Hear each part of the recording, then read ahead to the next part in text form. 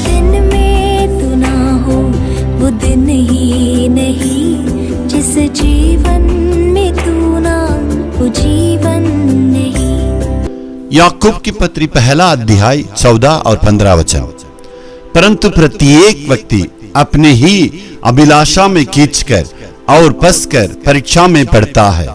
फिर अभिलाषा गर्भवती होकर पाप को जनती है, और पाप जब बढ़ जाता है तो मृत्यु को उत्पन्न करता है। पाप के बारे में इस प्रकार विवरण करता है, जैसे गर्भवती होकर एक स्त्री बच्चों को जन्मती है, वैसे ही पाप के बारे में वो दृष्टांत कहता है। यहाँ अभिलाषा के बारे में कहता है, हमारा परमेश्वर हमारा शरीर में एक सोच विचार को, एक चाहत को, मन बातों को, पसंद करने की बातों को, चाहत को, उम्मीद रखने की बातों को परमेश्वर रखा है। उसके द्वारा बड़े बड़े काम को हासिल कर सकते हैं। इतनी भावनाओं को परमेश्वर अंदर रखा है, चाहने की, प्राप्त करने की। अगर ये बातें नहीं तो हम आगे बढ़ ही नहीं पाते। ये सारी बातों को, लक्षण को, गुणों को रख ही परमेश्वर हमें सृष्टि की है।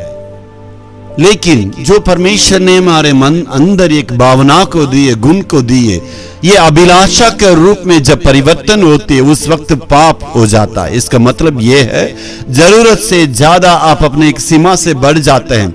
जब ये आपके अंदर की अभिलाषाएं बढ़ जाती है, पाप को उत्पन्न करती है, तो परमेश्वर कहता यही जो है आप मृत्यु को जन्मती है। परमेश्वर की इच्छा के खिलाफ इसको जब इस्तेमाल करते हैं तब जो है ये सभी बातें, भावनाएं अभिलाषा के रूप में परिवर्तन हो जाती है।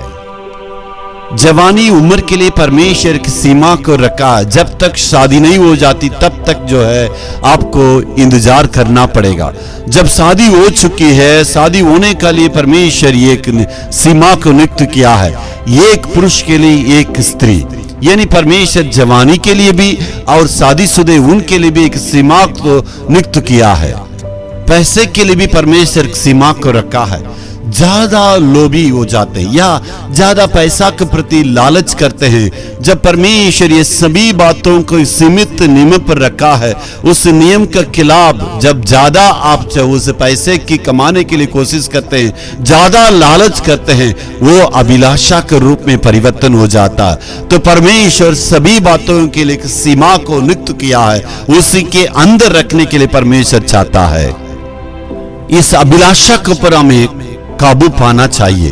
जब आपकी आंखें को ज्यादा इधर उधर भटकने की जगह नहीं देना, आपकी जरूरतों के लिए आप उस पर जो है काम करना। ज्यादा आप लालच करने से लालच जो है पाप का रूप में परिवर्तन होके और मृत्यु पर आके अंत होती है। इसलिए आपके जरूरतों को परमेश्वर जानता है। जैसे ही आप मांगना शुरू कर दिए, उसको पूरा करने के लिए वो तैयार है। इसलिए अपने आप को हम नियंत्रण रखेंगे, परमेश्वर आपको आशीष देंगे। Hallelujah, hallelujah.